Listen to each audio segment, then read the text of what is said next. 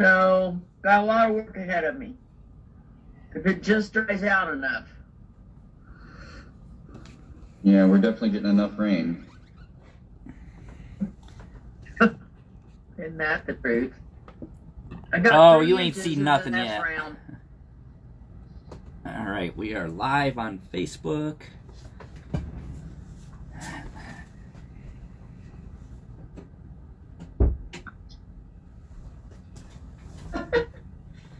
It's so wild. You just disappeared into Ghost Ranch.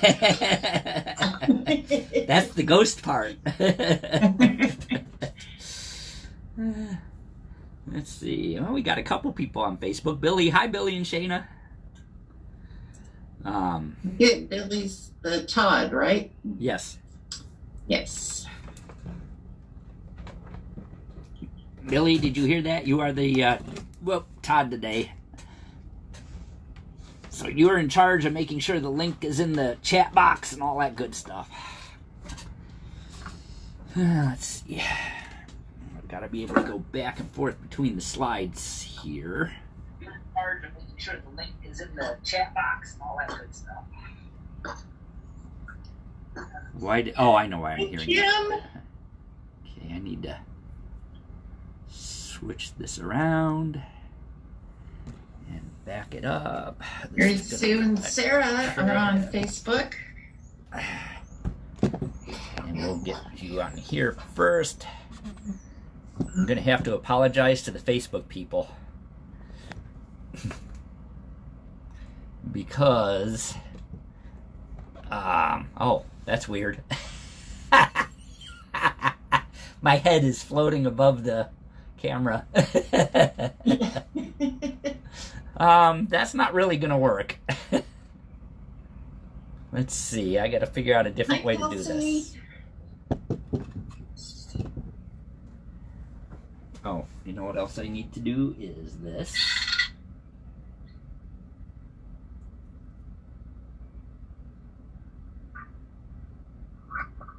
Okay, why is it not showing us?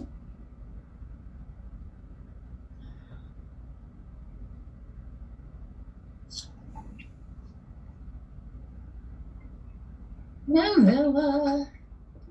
Hello. Kelly, say hello too. Hi, Kelly. Hey. And how are you doing? Just busy but good. Yeah, good. Shush. Shh. So now your birthday is May what? 30th? 29th. 29th. Okay, so this is your official notification.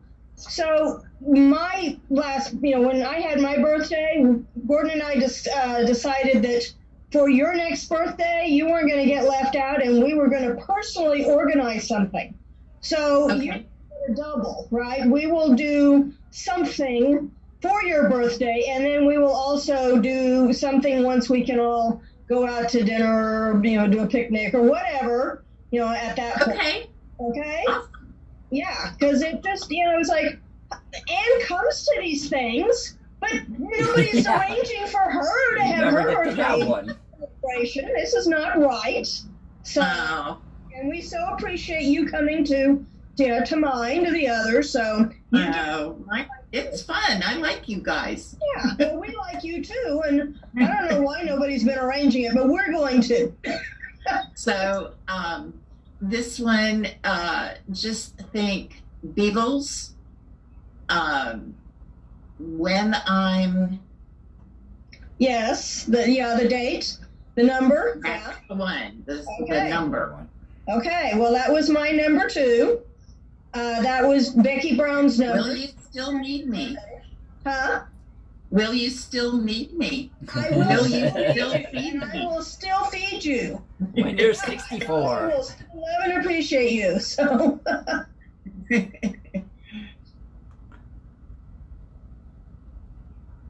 Gonna move you. Hi, Kim. Hi. And Kim. Hi. Hi, all the Kims. Hi. Oh, okay. Hi, Kim, and hi, Kim. Yeah, go get tea. Double Kim twins. Yes.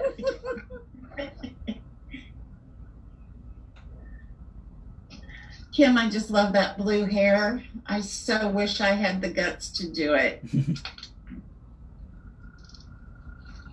Well, thank you. Sorry. I'm like, ooh. Sorry, I'm kind of like, whoo, today. I was too. I had to put my face on when I signed on.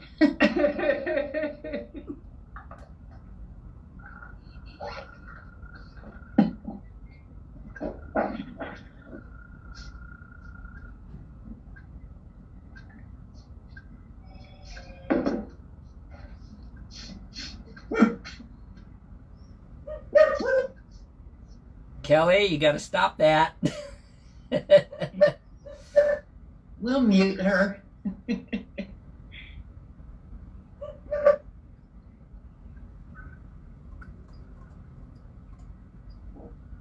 Gordon, I can't see you, but I can hear you. Yeah, I'm trying to get. I think I just have too many faces on. Probably, I'm trying to There get. you are. Trying to find. I'm glad you're back. A live video here. Trying to get us live on a watch party. It's not working for some reason.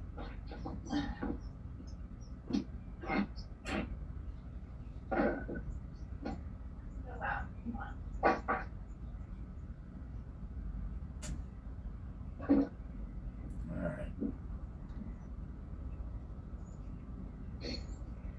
Okay, that's just not going to work, so we're just going to close that right out. Alright, get that out of the way. Okay. Alright.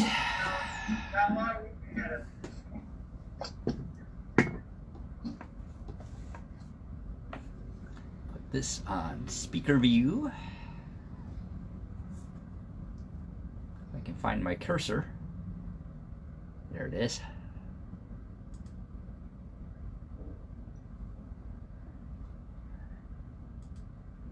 Okay. Why is that not working? Hi, Julia. Julia's watching us on Facebook. Julia? Okay, that worked.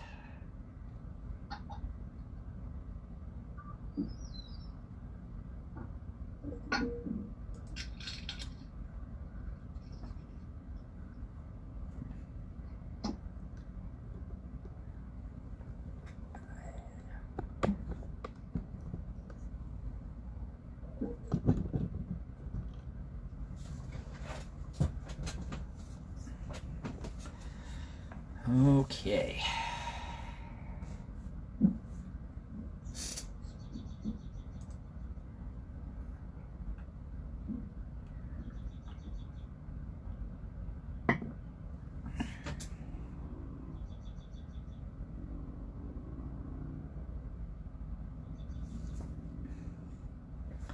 See if I can get these. Oh, I know what I can do. No, that won't work. Dang it. No, that won't work. Trying to. There, maybe there. That's a little better.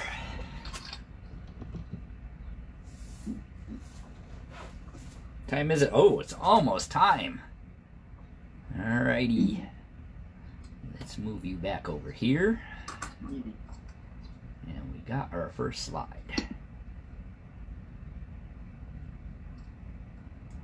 Gordon, you're muted. Not now. There you go. Okay.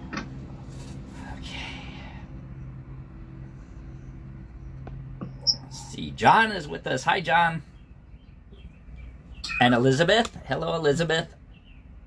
Oh, good. I've been wondering about both of them. And Jerry and Gary. Who else? Michelle. We saw Michelle. Katie. Hi, Katie. Billy and Shayna. Kim. Julia. Kelsey. Hi, Kelsey.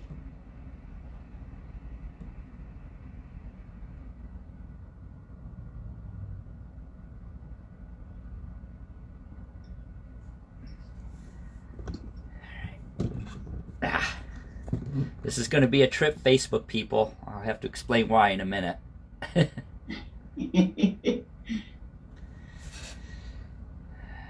Who's on the iPhone? Susie usually. Raising her hand. Yep, that's Susie. Hi, Susie. And Gary is now on. Angela is on. Hi, Angela. How do we get Zoom? You have to send me an email, your email address, and I will send you the link. I can't do it today, but I can do it for next week and all of that. So shoot me an email, Gordon@unityofjoplin.org, and we will get you the Zoom link. Actually, Gordon, the Zoom link is on the pinned post. Oh, yeah. Of the world on our Facebook page. Oh, there you go. Put it at the top of the post so you can see it right there. Okay, Angela, if you didn't hear that, go to our Facebook page, you said? Go to the top. There's a pin up there that has the Zoom link on it. It's the post with the globe. The one with the globe. And Rebecca's with us. Hi, Rebecca.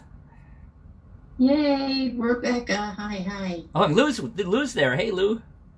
Lou, Hi, yeah. Gordon. Hi, all. Hello. Good morning. And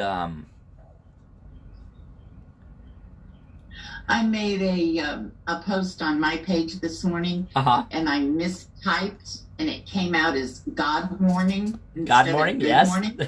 Well, that's a good one. That works. Let's see.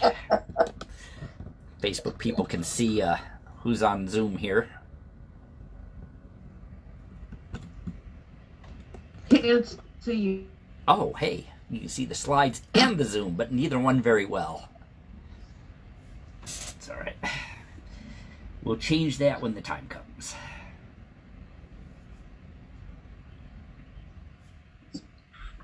I give up.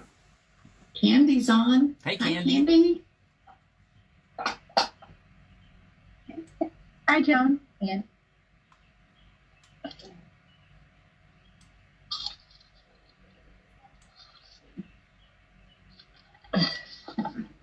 my link to start this didn't work today, so I had to do a workaround. Yeah.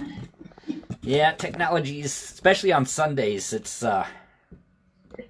getting pretty overloaded because so many people are using it.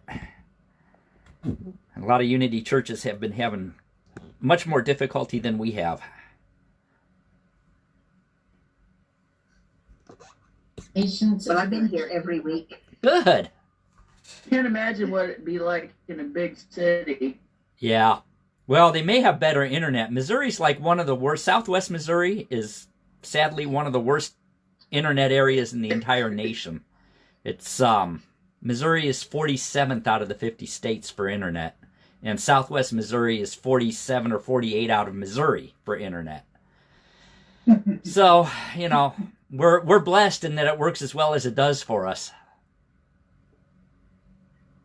I was shocked that Joplin's one of the worst places to be healthy. Yeah, that's kind of surprising, but Yeah. maybe not. I don't know. The lead mining, I guess. Yeah, I think that has a lot to do with it. And it is after 11 o'clock. Are we ready? Oh, okay. We better I'm be. ready. All We'll right. invite all of our Zoom watchers online with us to please mute yourself so we can avoid background noise. Yeah, what a beautiful, beautiful day. How are you, Gordon? I am just fine. I'm going to, before we even start, I'm just going to apologize to our friends watching on Facebook. It's going to be a little wobbly today because just shortly before we went on the air, I was setting things up on my desk and I accidentally sat on the tripod for the phone, which is what we use to run the Facebook. So if you get wobbly, just bear with me. After church, we're going to run over to Best Buy and pick up a new one. But for now, we'll have to just affirm that everything's going to be stable. Absolutely. Absolutely. Thank you. We'd like to start this morning. First of all, why don't we just start with taking in that deep breath of life, of spirit, of this beautiful, beautiful day. I give thanks. As we come through this week of honoring our Mother Earth, that's actually our social media check-in for today. I bless our Mother Earth at Unity of Joplin. And I will try to get that up here. There it is. Couldn't get it on the screen. Okay, I'm not seeing it yet. Yeah, hang on. I'm working on it. It's okay. If you can juggle both hands at once with your devices Right. and so forth, even though you are online Facebook lovers, if you will attempt at some point today to post this affirmation. I bless our Mother Earth at Unity of Joplin. And Ann, I can't tell. Is the slide on Zoom? It is. Okay. Uh-huh. Yeah. Thank you, thank you. And we will have our opening song, which is God Is. And that will appear on our screen as well.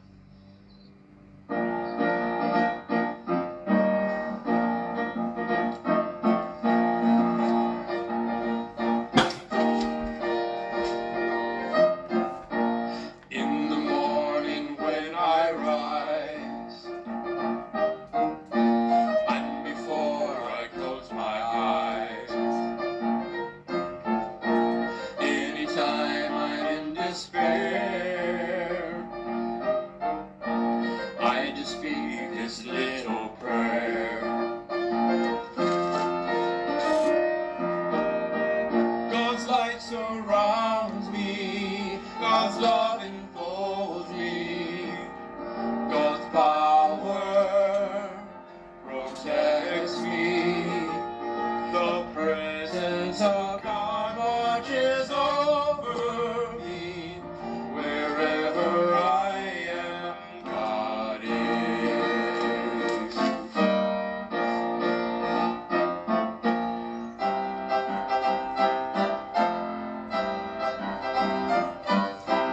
We all hear the Spirit call.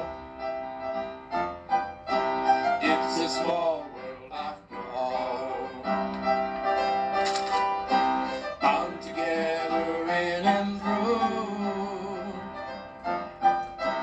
this one common simple truth. God's light surrounds us, God's love enfolds us, God's power protects us. The presence of God watches over us. Wherever we are, God is. God's light surrounds us, God's love enfolds us, God's power protects us. The presence of God watches over us. Wherever we are, God is.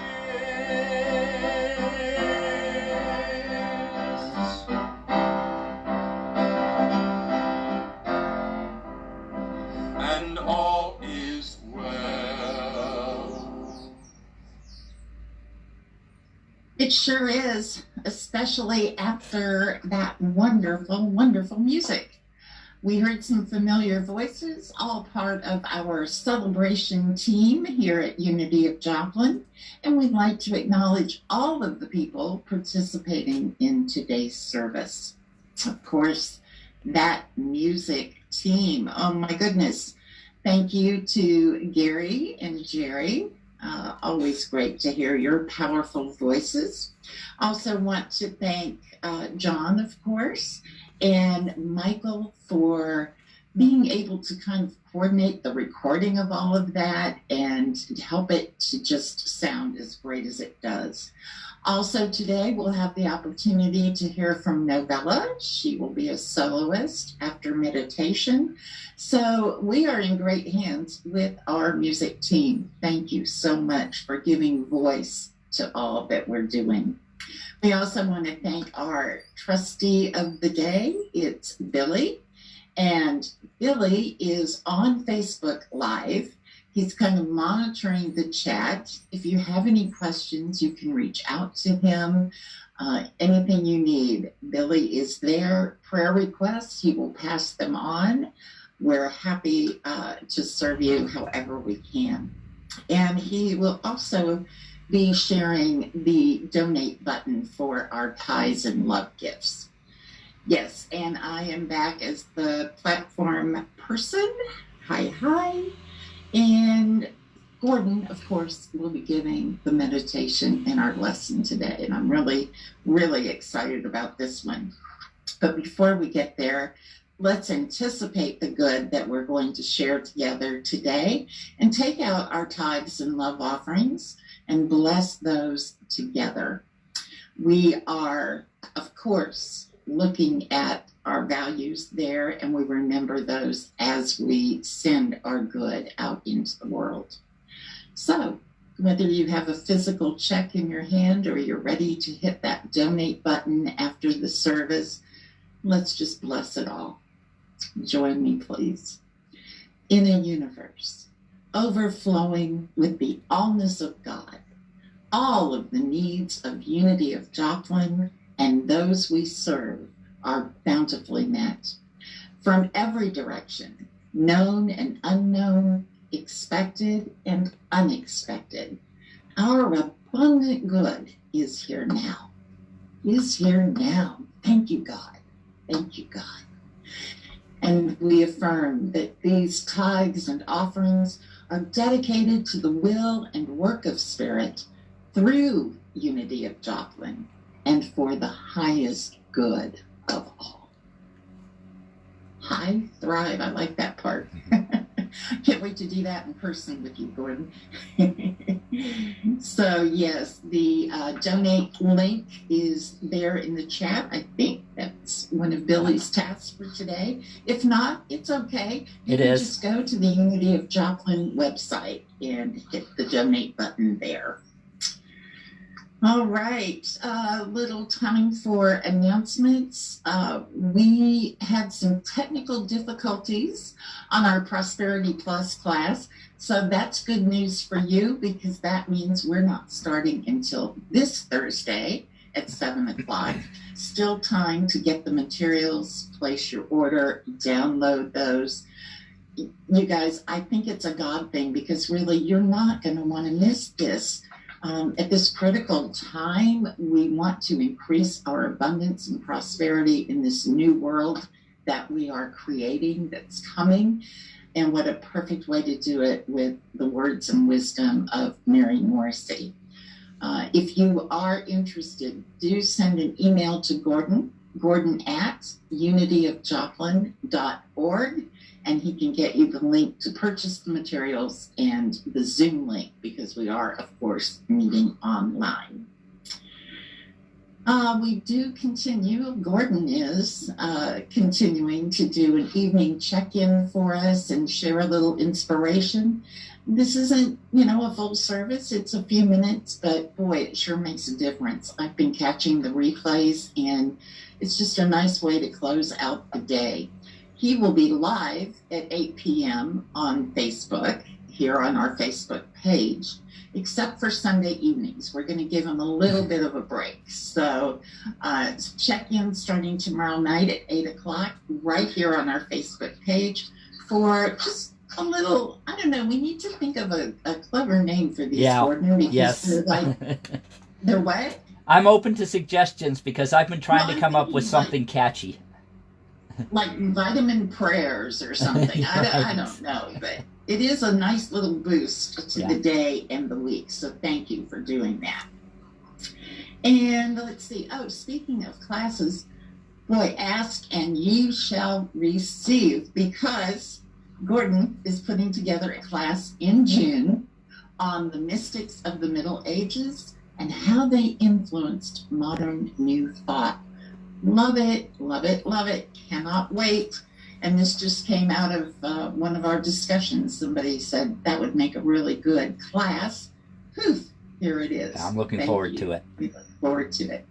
Coming in June, maybe even in person. Hey, Hopefully. we don't know yet. I'm holding that affirmation. And either way, we will do it. Even if we are in person, we're still going to offer it online for those who can't be there. Yeah, that's awesome. Good. All right. Gordon will stick around after the service. If you just want to chat, have a cup of coffee with us, share what's going on in your world, and we would love to continue the conversation once the formal service is complete. That's a lot, right? Isn't it amazing how we can still be so active and be of service even though we can't be together with our regular schedule? Things are still happening, and we are grateful.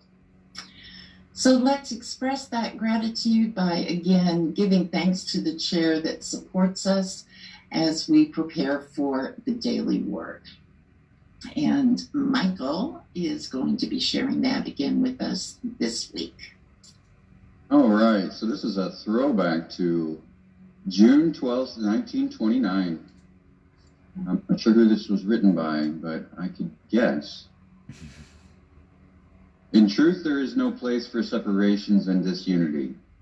In the Spirit of Christ, I am unified with all persons everywhere. In reality, there are no divisions or differences.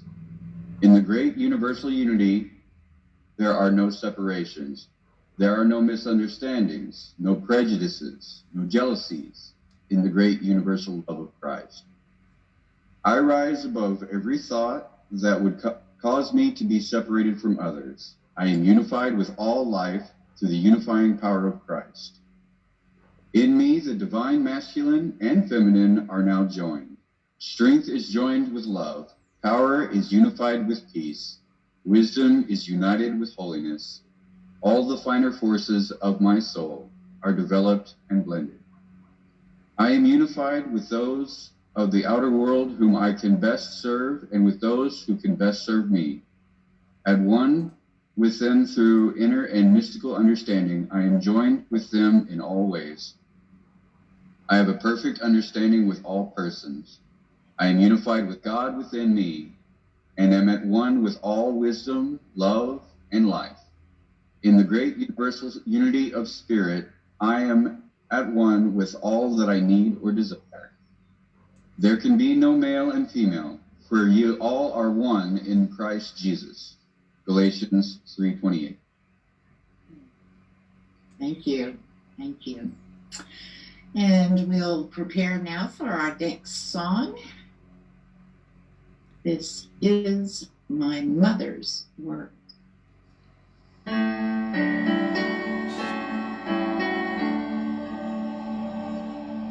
This is my mother's word unto my listening ears. All nature sings and around me rings the music of the seas.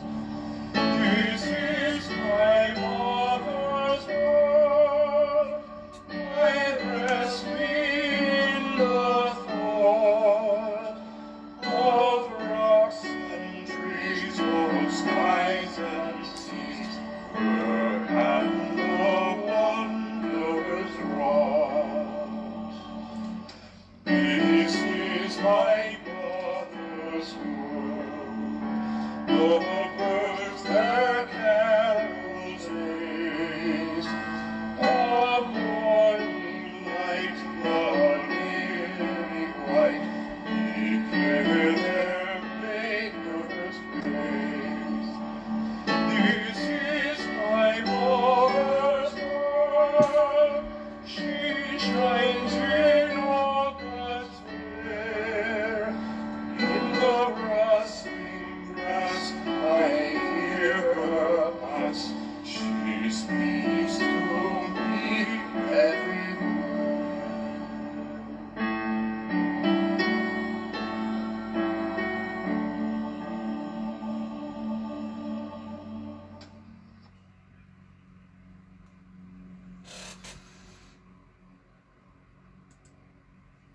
Okay, and let me just switch some screens around here and we will begin our meditation. Alrighty. So, somebody's holding up a Harry Potter book. Candy. Alright, let's take a moment and turn within. I invite you to take a deep cleansing breath.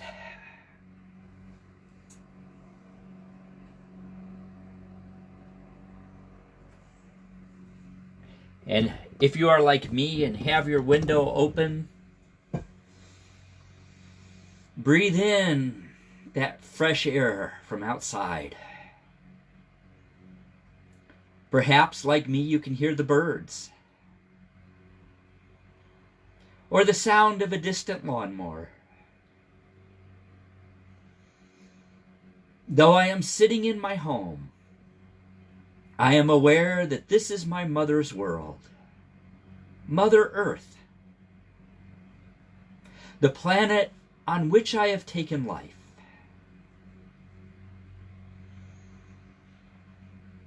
Her air fills my lungs.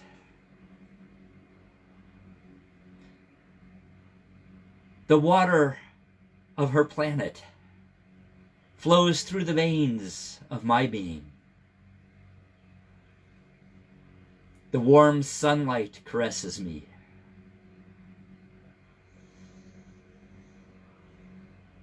The sounds of nature soothe me.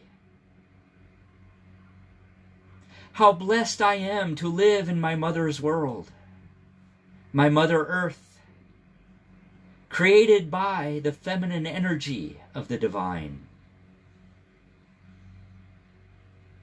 That Christ energy that is both masculine and feminine fills every cell of my being. And today, this moment, I focus on the feminine energy of the Christ.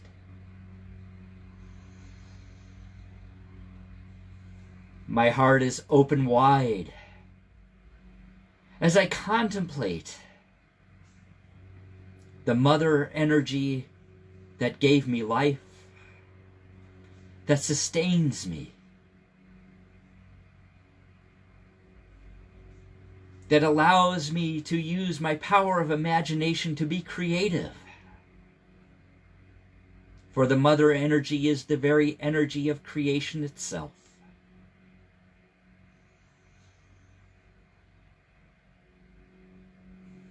I feel that energy as the energy of love, the great attractive force,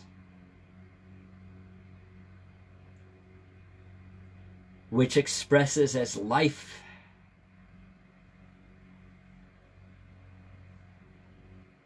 nurturing, community. So often in this world, I forget about that feminine energy.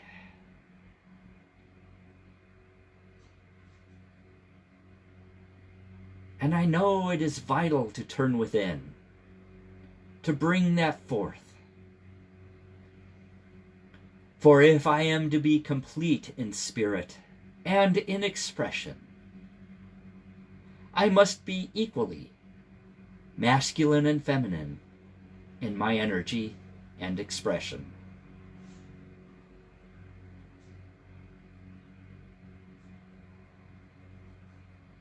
I am one with Mother God, one with Mother Earth, one with the Divine Mother.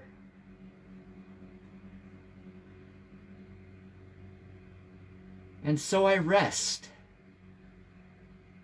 in silent unity, in the great feminine energy of the Christ. I rest in silent love.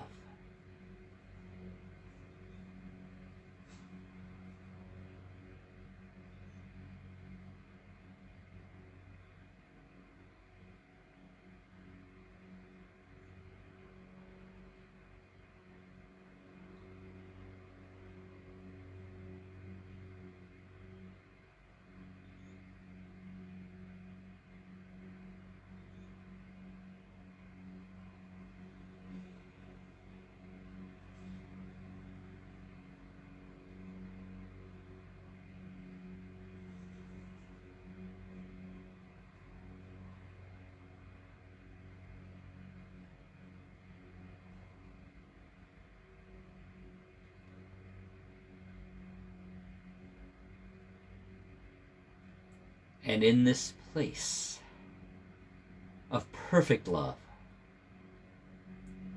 I am filled with the life of God, filled with the life of Mother God, Mother Earth, Mother Christ, filled with the divine feminine energy,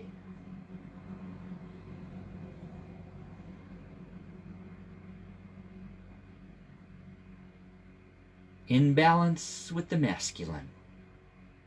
I am whole and perfect.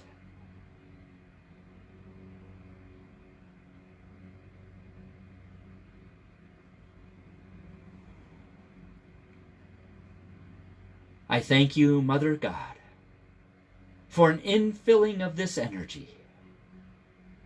May I always be in perfect balance and perfect Christ expression. And so it is, and so it shall be. Amen. Amen.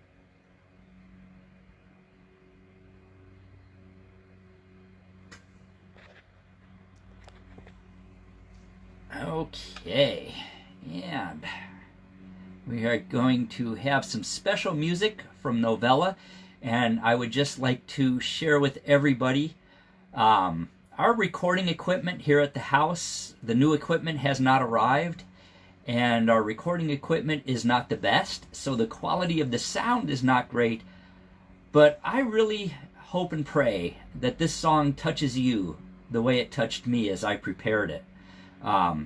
After we recorded it, as I listened to it and thought about it. It's a very, very powerful song.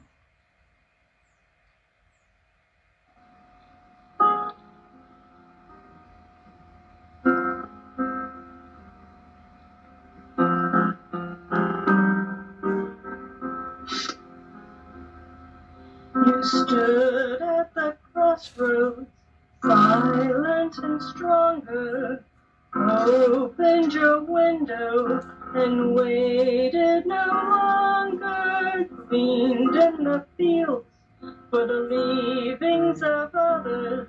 You're the wives and the daughters, the sisters and mothers. Without you, this all could not have happened.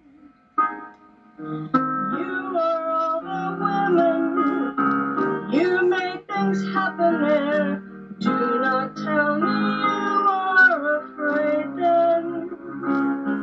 Remember who you are. You're all the women of power that have been. Remember who you are.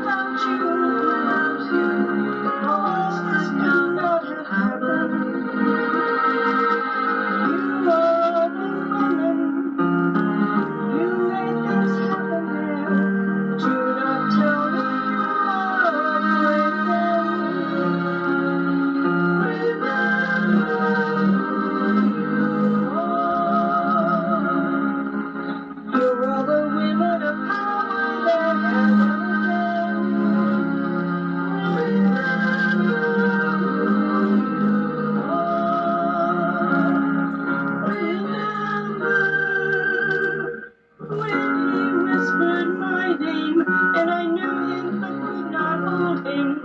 He called me and gave me the word. He said go, and I ran.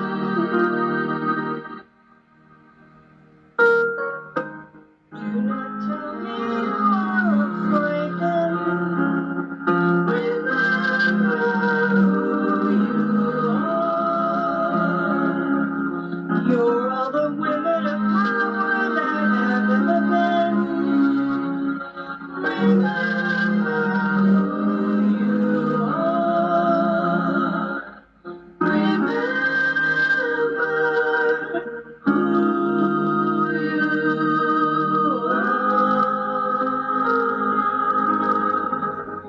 who you are.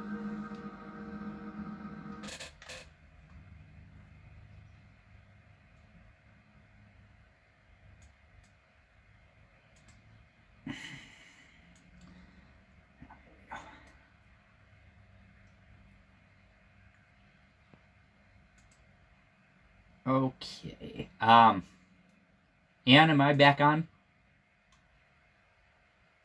Ann? Hello? Yes, you are. You can see me? Yes. Okay, good.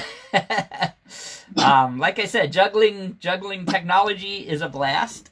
I hope you all were able to really appreciate that song, beautiful song. And it was so fitting that Novella found that for this particular lesson.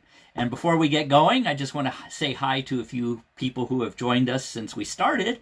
Marilyn George, and I got to say a special hi to my daughter and grandson, Lydia and John, in New Mexico. And so glad to have you all with us today. So, Women of Power, the Divine Feminine, the Feminine Incarnation. We are continuing our series about the Universal Christ, based on the book by Father Richard Rohr. And if you are not familiar with our understanding of the Christ in unity, just a brief explanation as we get started.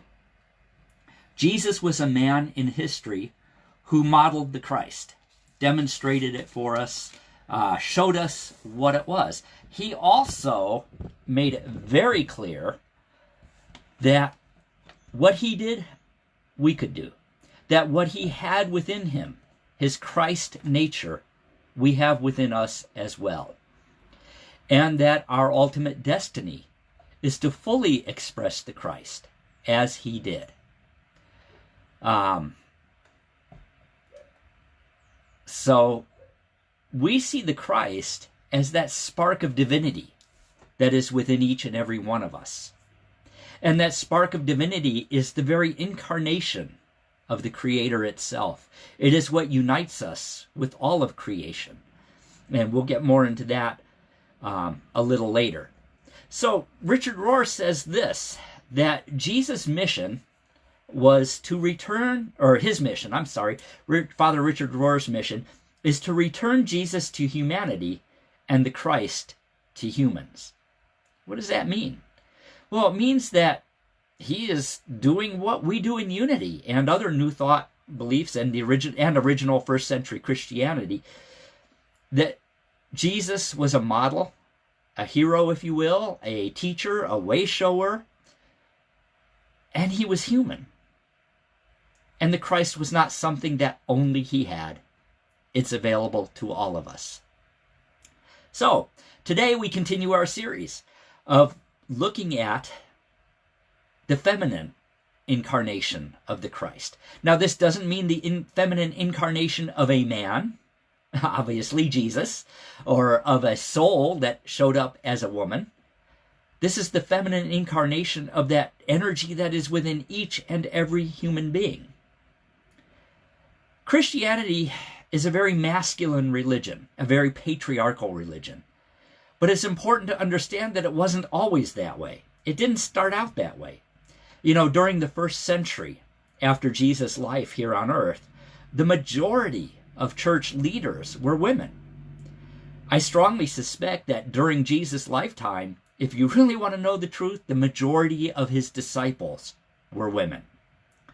Now, I know we all know about Mary and Martha, but there were others. The women that we know for a fact that Jesus knew and that were his followers, and believe it or not, every bit as equal to the men, were Martha, Johanna, Susanna, at least 2 or 20 Marys.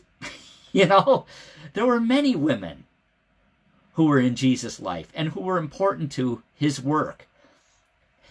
Early church leaders, names you don't hear about, but they are in Acts, they are in other writings about first century Christianity. Names like Prisca, Julia, Euodia, Persis, Syntyche, Lydia, Phoebe, Nympha, Thecal, Amaya of Philadelphia, Philomen, Maximilla, Quintilla. I could go on and on and on. These women were as important, and I bet in some cases more important than some of the men you hear about.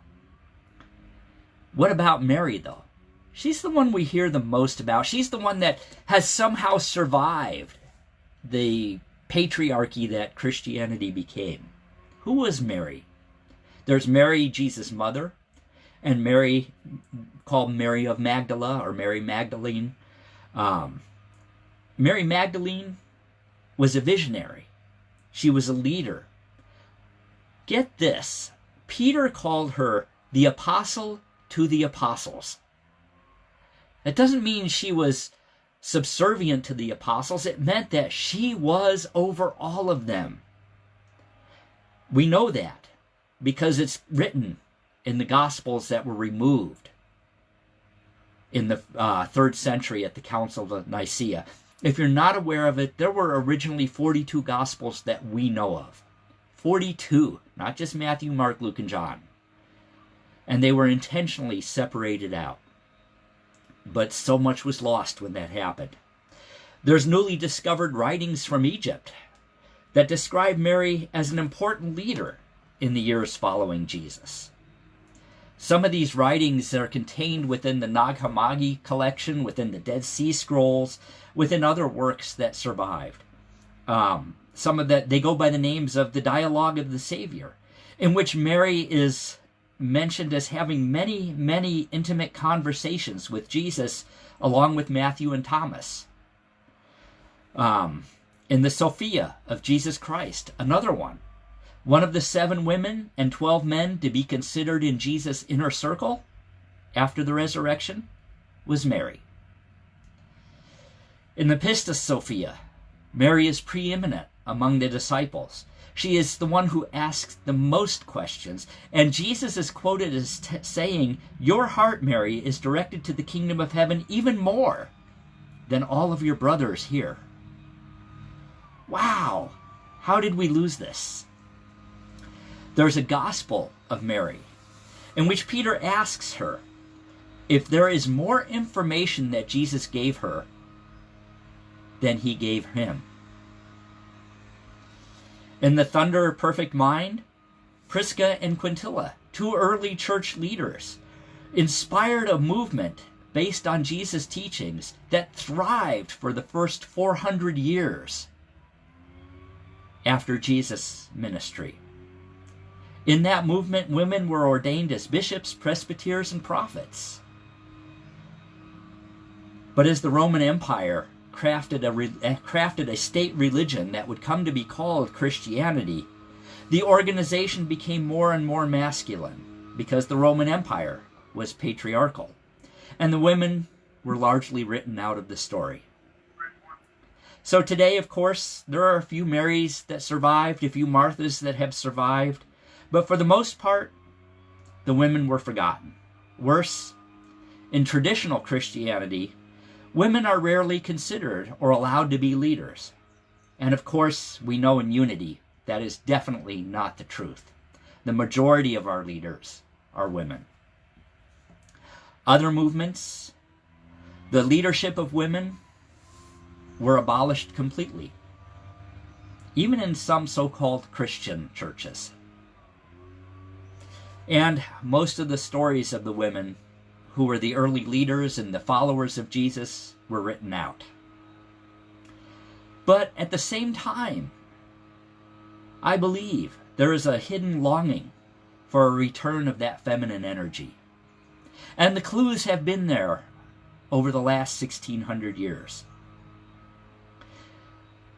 Remember, human beings have been on Earth, or Homo sapiens have been on Earth, for at least 200,000 years.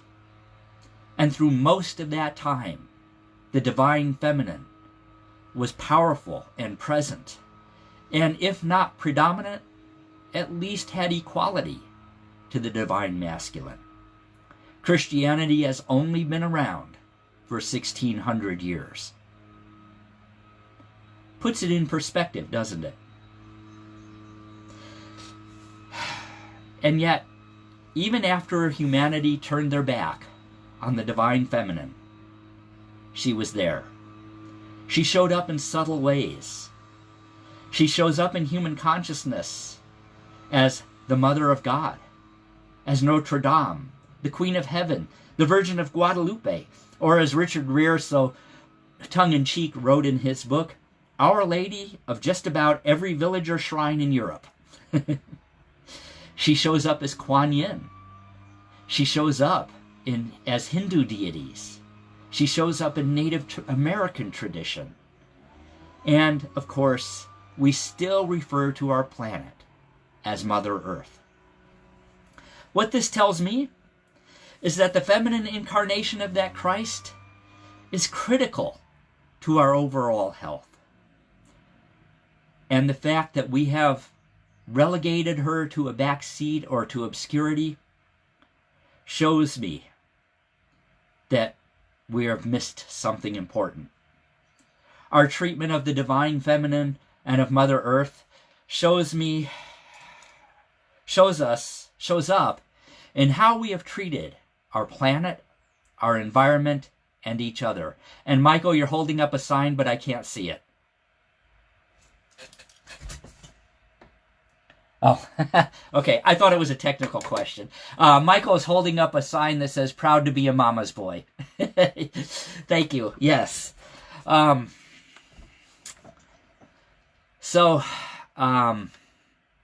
Getting back to Jesus and the divine feminine, the feminine incarnation of the Christ. Jesus was clearly masculine. But the Christ that he demonstrated is beyond gender, because it is fully formed and fully expressed. The Christ that he modeled for us is both masculine and feminine energy. These are not gender words. The words masculine and feminine represent qualities or frequencies of energy, not sexual identity. If you look at the evolution of Christianity, especially in Europe where it had its roots, you'll notice that prior to the 16th century, there still was an understanding of this. Oh, we are having Zoom bombers. Okay, folks. So we send them our love. They are very much in that masculine energy. They are out of balance, these Zoom bombers. I can't see them on my screen. I guess you guys can. That is an example of out-of-control masculine energy. No, it isn't. It isn't. I'm actually calling Michael that for his sign bombing. Oh, okay, guys, I'm sorry. When you do this kind of stuff, it really kind of throws me off. I'm sorry. If you could do it in chat, that would be good. You can do chat on Zoom, I know, and you can do chat on Facebook. And because I think y'all are holding up technical signs, and it's, I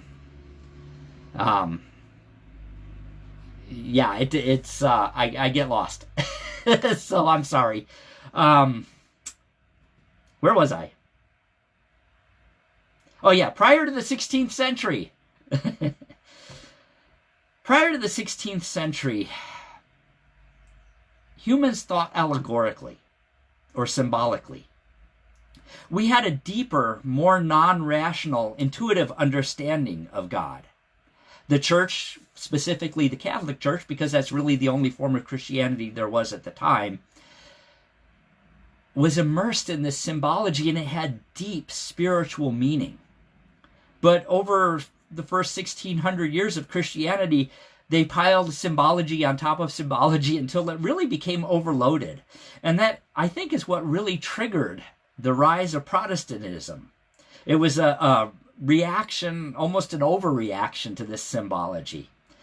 And Protestantism did away with a lot of it. And in the process, I think we lost something. We lost, specifically, that symbology of the feminine. You know, Richard Rohr asks a very important question in his book. He asks, why did the people in the first 1400 years of Christianity fall so deeply in love with Mary, the mother of Jesus? You know, Mary became vitally important to people in Europe in those first 14 to 1600 years. And it was clear they weren't worshiping just Mary, one woman, but they saw her as a symbol. They saw her as an archetype to something that cannot be communicated logically. The religions that Christianity had supplanted were much more earth-based. They were in touch with the divine feminine. And thus the early church and its leaders, its adherents, still looked for that connection. It was an unconscious looking, but it was there. And that they were looking for something that had been denied by the patriarchal religion of Christianity. So Mary intuitively symbolizes the first incarnation of creation and of the Creator herself for humanity. She symbolizes Mother God. She symbolizes Mother Earth. You know, I discovered in Richard Rohr's book, and I verified it just to make sure, that the most painted figure in all of Western history, even today, is Mary. Did you know that? And the most painted figure in Eastern spirituality is Kuan Yin and all the various representations of Kuan Yin. Why is the feminine so important? She's important because she represents the feminine aspect of the Christ. Over and over again in first century Christianity and early Christianity, all the way through the Renaissance, she shows up as Sophia or Holy Wisdom. Even in the book of Revelation, she shows up as the Christ. She is described as in Revelation as a woman clothed with the sun and standing on the moon. John describes the Christ that way, as a woman clothed with the sun and standing on the moon. John got it. He knew the feminine, the Christ, was both masculine and feminine. Jung believed that humans produce in art the inner images that the soul most needs to see. We produce it in literature. We produce it in paintings. How many works of art show a wonderfully dressed woman offering for your and her admiration a naked baby boy? And in the West, we automatically assume it's Mary and Jesus. But really, it is the Divine Mother presenting pure creation. Why is that? Why is it? It is because there is that longing for the feminine. There is that intuitive knowing that there is a feminine energy that is in all of us. Rohr states that he believes that the first 1,000 years of Christianity still recognized the feminine and honored the feminine, and I agree. But what is more important is that because of the symbol of Mary as that divine feminine, she represented something we could truly relate to, because she was human. She is us. She is every woman, and she is every man. In her, we see our own divine feminine. That need is still within us. Richard Rohr wrote that in his travels in the heart of Texas, the depth of the masculine John Wayne cowboy country, Mary was everywhere. As macho as that part of the culture is, Mary's still there. I saw this as well firsthand in New Mexico where I lived, in the toughest mining towns, in the toughest cow towns, even in the villages around Los Alamos and Sandia National Labs, which are all about science and modern technology. Mary is everywhere. She's on water towers, she's on signs, she's on walls, she's on fences. She is on art. Why? Why? Because even in those macho, intellectual, masculine areas, there's still that longing for that connection. It's there. Furthermore, Mary shows up in every culture. In Christianity, she shows up in visions in Willendorf, Ephesus, Constantinople. She shows up as Ravina, the Black Madonnas, the Virgin of Guadalupe. She showed up in Africa long before Christianity ever put its foot there. She shows up in Aboriginal paintings in the Southwest, in Australia, in North and South America, long before Christianity was shoved down the throats of the people who lived there. Obviously, in those cases, she was not called Mary, but she was there. She was there. And here's another way we know that that divine feminine has survived and is still alive within every living thing. We know that when we speak of my lady, we don't say my lady. When we're talking about the divine feminine, we say Our Lady. Our Lady of Guadalupe, Our Lady of this, Our Lady of that. Just like we say Our Father or Our Lord. She is on equal footing. But in the West, we forgot that. If you go back to the very beginning of humanity in the Bible, in Genesis, it says this: male and female he made them. Now, we've misinterpreted that passage. We think that he made a male and a female individuals.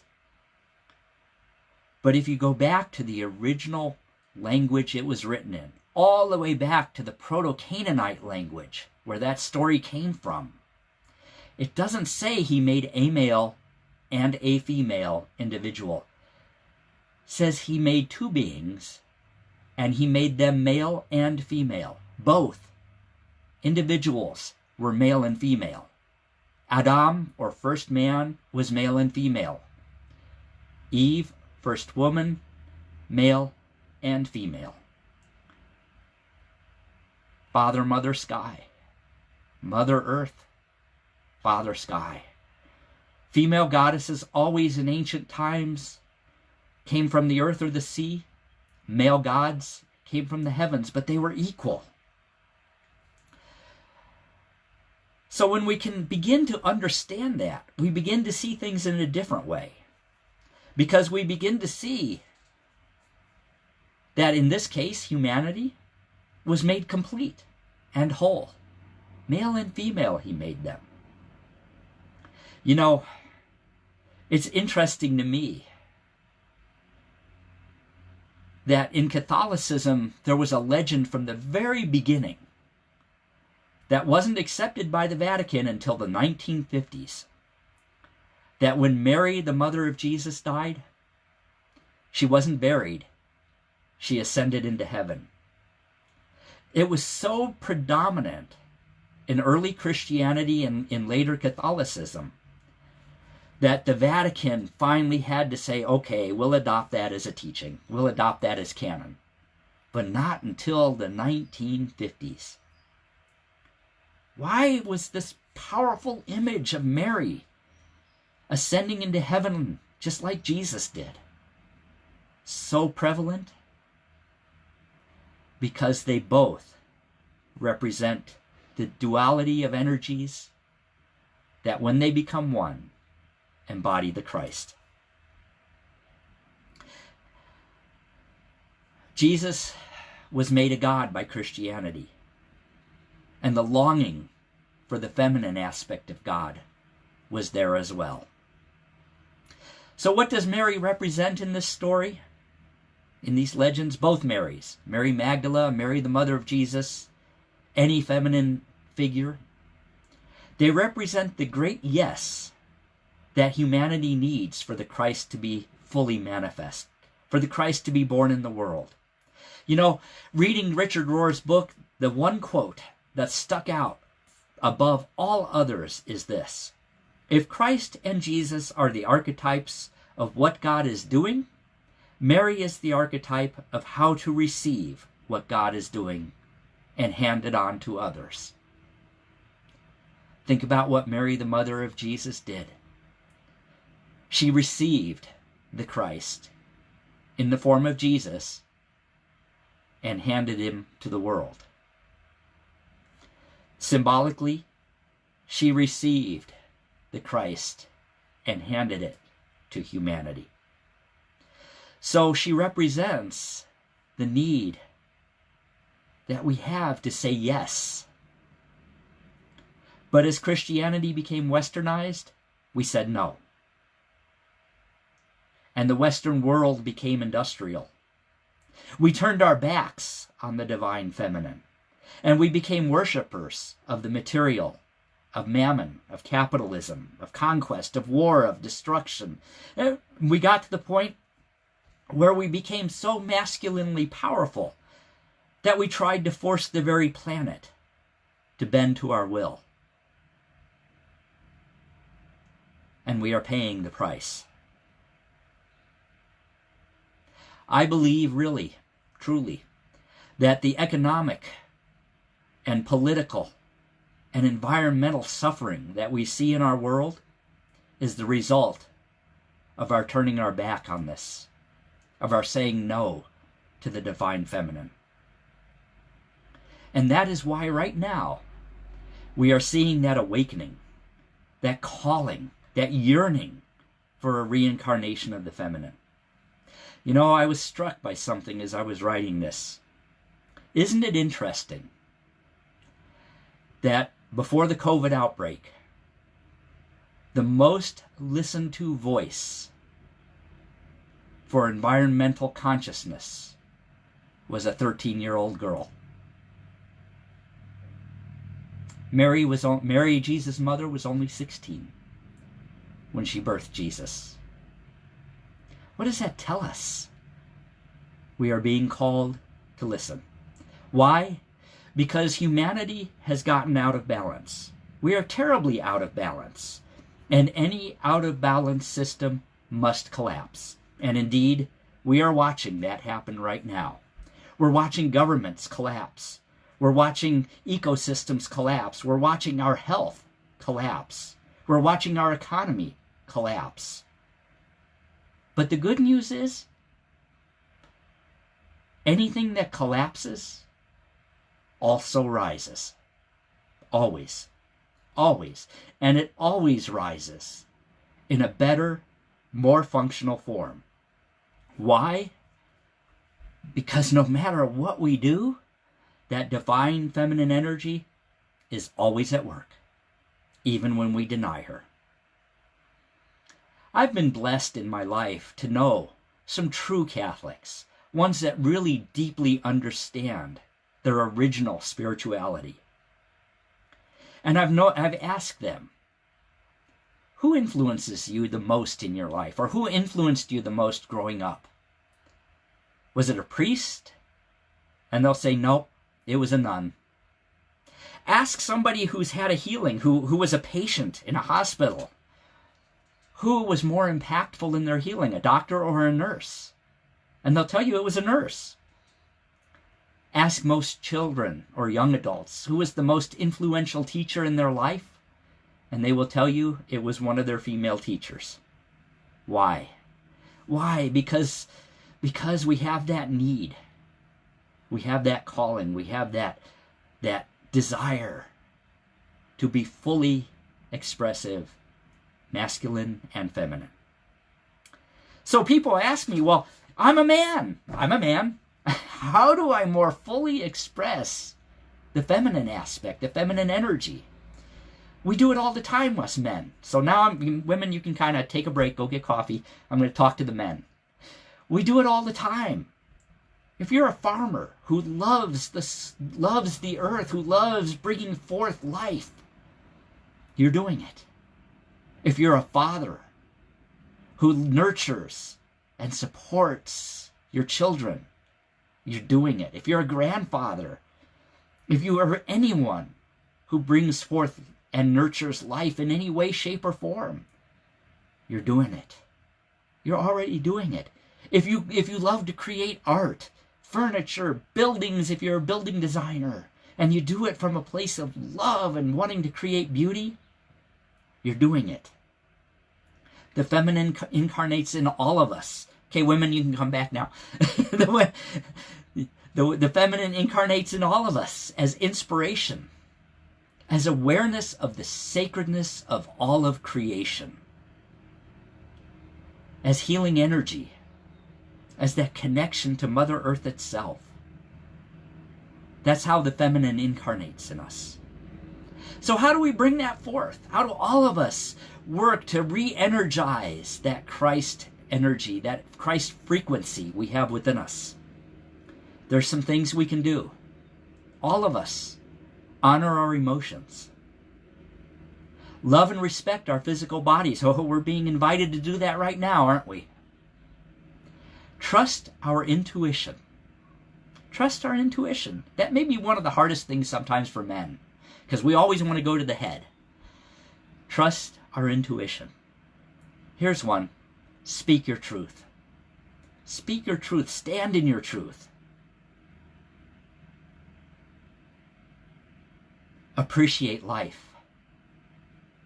Appreciate life. Create a sacred space in your environment. Create an altar. Men, we can do it too. Engage your power of imagination. What else we got to do in these days when we're shut in? Engage your power of imagination. And finally, get to know yourself. You know, in our workshop yesterday, those of us were in us, we had a conversation with Reverend Tony Boehm about how this is a dark night of the soul. Novella and I have talked about this. This is a dark night of the soul for the whole human race. And the great thing about the dark night of the soul is we are forced to go within. We are forced to separate and spend time with ourselves. And what better opportunity to get to know ourselves. I've talked to a few people who say, I'm getting to know myself and I don't like it. Great, great. Because there's an opportunity to say, oh, this is who I am? I need to change. I can change. So spend time in prayer and meditation. Spend time in contemplation of who you are and what you are. That's what we can do. We can follow the example of our way shower and teacher, Jesus. Jesus was a male who expressed the totality of the Christ. Jesus was a human being, and he taught and empowered us to do the very same thing, to fully express and integrate the male and the female frequencies of the Christ. You know, we say all the time, and we quote it from the Bible, to thine own self be true. But I'd like to shift that. It's time to raise that quote to a new level and change it to this. To thy whole self be true. To thy whole self be true. Because once we can do that, the balance of the incarnation of the Christ will be restored in each and every one of us. And the Christ will be born anew. Namaste. Namaste. Thank you. Thank you. Anything that collapses also rises. I'm going to be journaling about that today. Thank you, Gordon, as always, for your sharing and your speaking of truth. Yes, love it. We want to take this opportunity to welcome anyone who's signed on for the first time. You're always welcome at Unity of Joplin, in person or not. Please check out our website, unityofjoplin.org, and go back through some of these Facebook Live archives to learn more about what we think, how we are, and join us again. We would love to have you. We also need to and want to bless our children, not just the little kids, but the big kids and the little kid in all of us. So let's just take a breath and call to mind a loving child that is in your life as we extend our blessing to them. Children, you are a perfect child of God, and God and I love you just the way you are. Absolutely. And ourselves too. All right, let's join hands in our peace circle and song.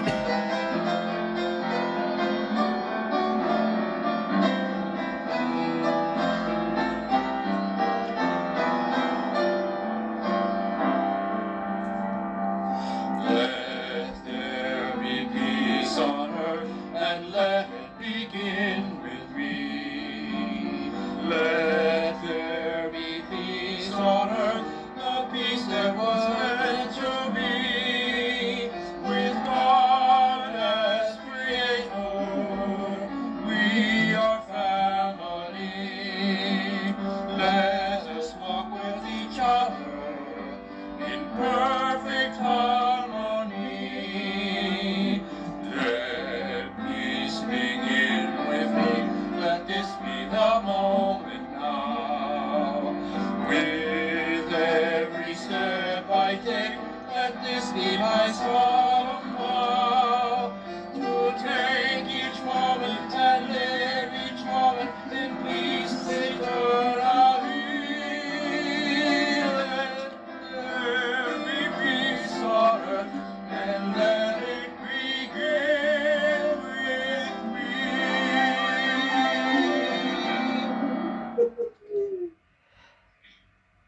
The light of God surrounds us. The love of God enfolds us. The presence of God watches over us. And the power of God protects us. Wherever we are, God is, and all is well. Thank you so much for being with us today. We hope to see you next week. Don't forget our evening check-ins with Gordon, Monday through Saturday at 8 p.m. right here on Facebook Live. And stick around for a while if you'd like. Tell us how your day's been going. What's up for you this week? We'd love to keep connecting. Thanks, everybody. Have a great week. Ann? Yes. Were the slides showing? No. Huh. Well, I clicked on share screen. Sorry about that, folks. Black screen. You're not seeing the, what are you seeing? I'm seeing a black screen. I nothing after you started talking, nothing was. Okay, hang on. Bear with me. I'm trying to. I saw you. Yeah, I saw you too. Let's close that.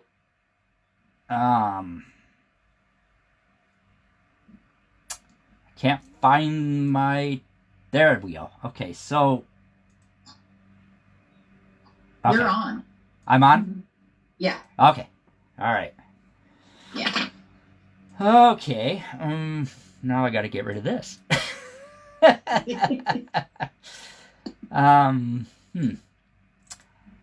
Anyway, guys, everybody on Facebook, let me flip you around here anyway for a minute so you're not staring at a flat screen. Hi, guys. Hope you are all doing well. I'm going to open up the chat box here if I can, so I can see any chats. I saw that Janet Garvin popped on. Oh, hey, Janet, if you're still there? I didn't see Jeff and Neely. No, not today. Not today. Yeah, they might have gone somewhere. Barb was here. Oh, good. Wow, I am not able to get this out of... Ah, there we go. There we go. Now we're cooking.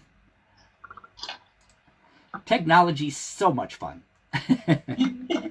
Okay, Facebook people, I'm going to put you on so you can see everybody.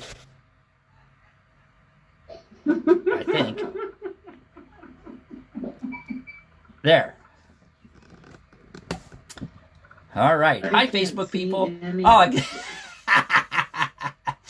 hi. See my hand?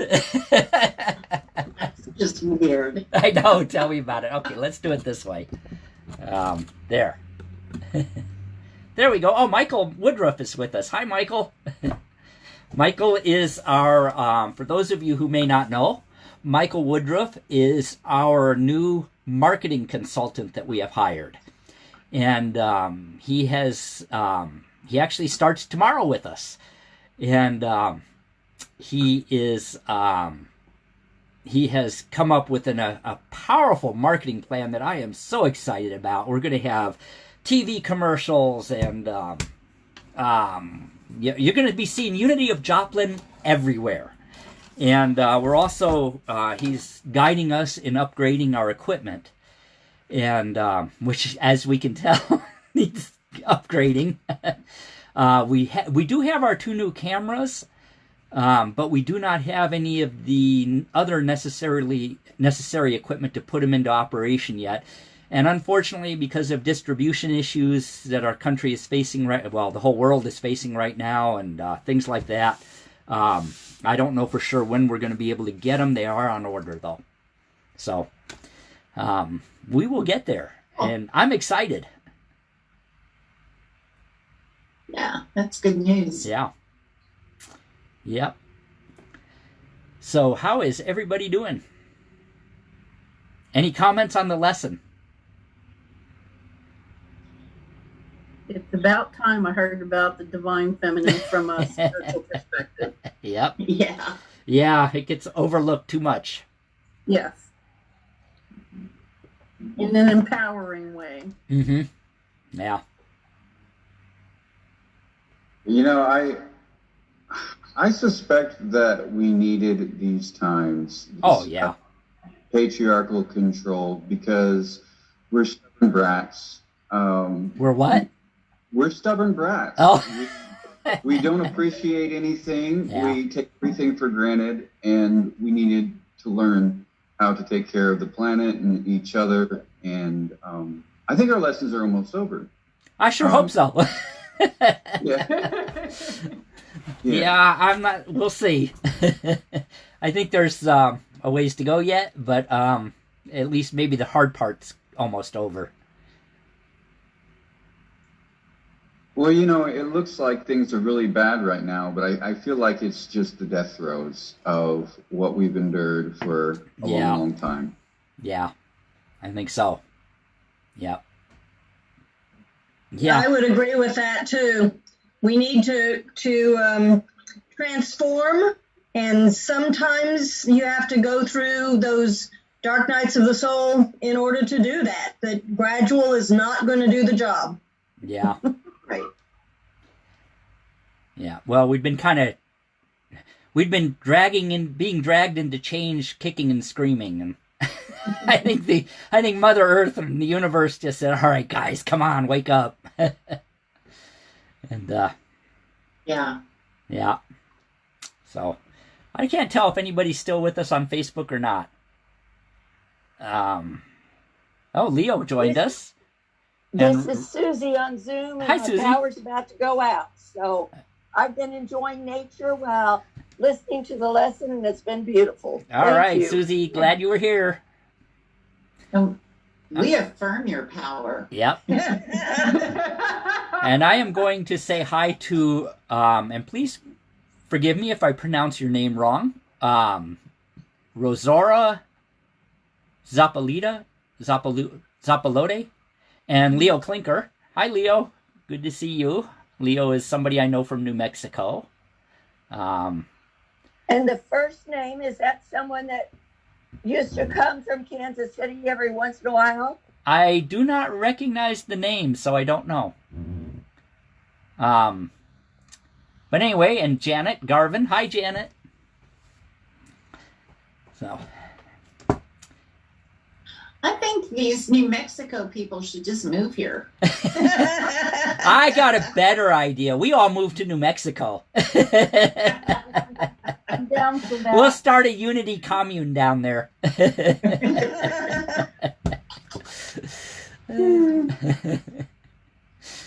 Hi, Carolyn. Yeah, Carolyn is with us. Candy, what was the Harry Potter thing you were holding up? Good morning. Good morning, Carolyn. Hi. That was my prayer journal, Oh. from the prayer class I taught. Uh-huh. And so these are all the prayers that I Wow. have been recording. Fantastic. 245. Wow. Cool. Yes.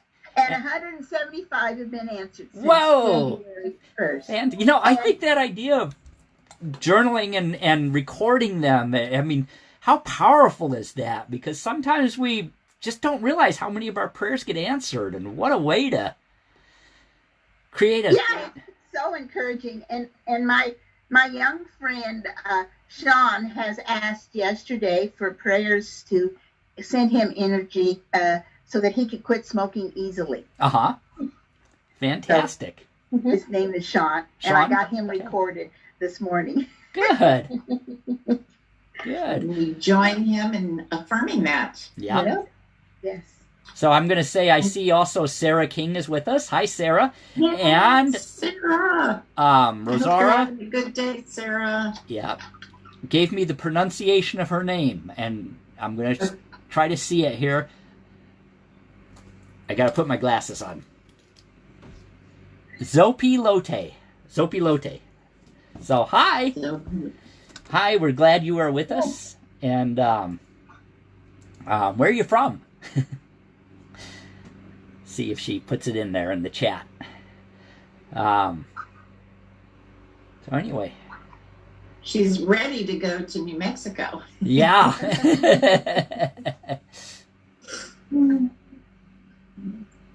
Yeah, I am too. We had to leave early on our vacation. We only got to spend less than 48 hours there, and at some point we were supposed to go back, and so so I have a little piece of New Mexico on my screen behind me on Zoom. That's for those of you who don't know, that's Ghost Ranch, right where George O'Keeffe's house is, and one of my favorite places.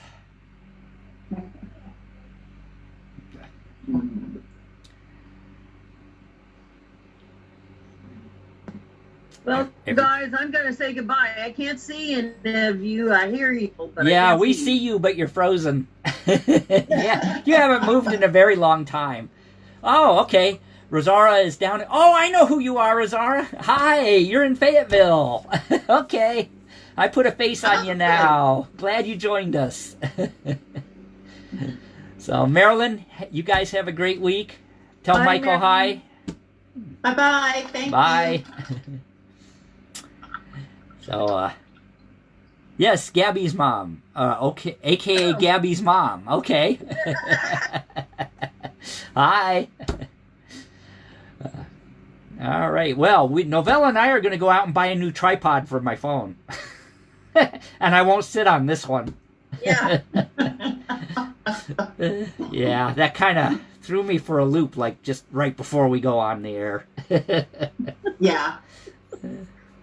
I'm going to Walmart to buy printer cartridges. Oh, okay.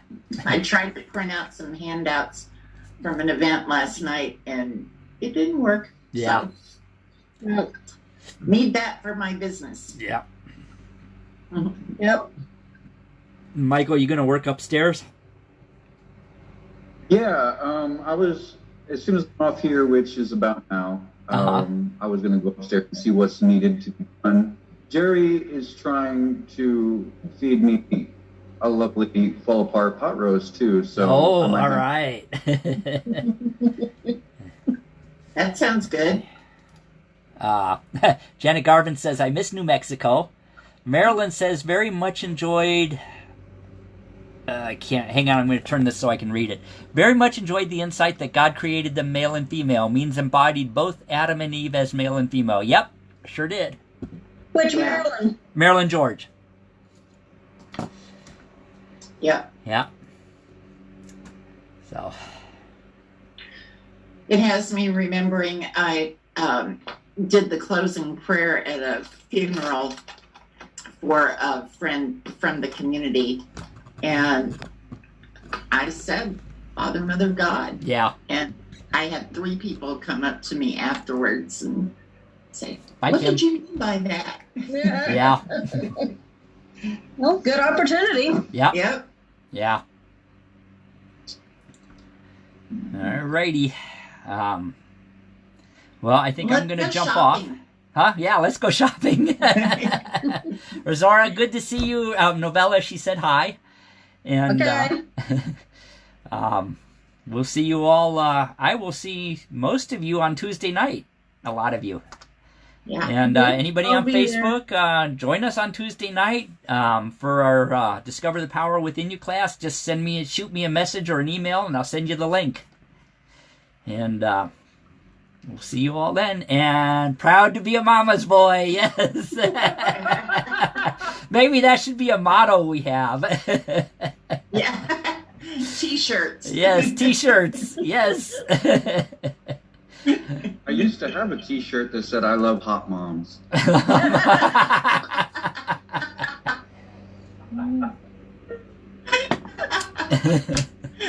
good. I had when I was a school teacher, I had a student who was very creative and had kind of a funny sense of humor. And we were studying the solar system. I think he was about 3rd grade, and we were talking about the names of the planets and what they meant and everything. And we got to Venus, you know, the goddess of love and all that kind of stuff. And one of the assignments I had given the kids was, if you were to name the planets, what would you name them? And he got to thinking about Venus, and he came up with, what was it? And also because Venus is a hot planet, it was Hot Mama, You Rock My World. That was it. Oh my gosh, from a 3rd grader.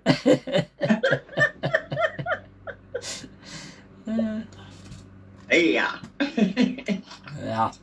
Kids come up All with right, fun you guys, stuff. I'm going to end the meeting. Alrighty. Well, All good right. to see everybody, and see you. Yeah, thank See you you. later. Have a wonderful Happy Sunday. day. Back just a little bit. Lean back. Lean back. There we go. Okay. I'm going to show you what you look like if you ever go bald. If I ever go bald. Well, if my hair gets much longer, I'm going to have to shave my head anyway, so. And when we were going just hysterical, when you turned your camera so that the Facebook people could see you, because what I saw was your 2 hands like you were driving Oh, something, yes. nothing else. When I do this, Yeah. let's see. There. All right. Have a good week, everybody. Bye, everybody. Bye. You too. Bye. Bye.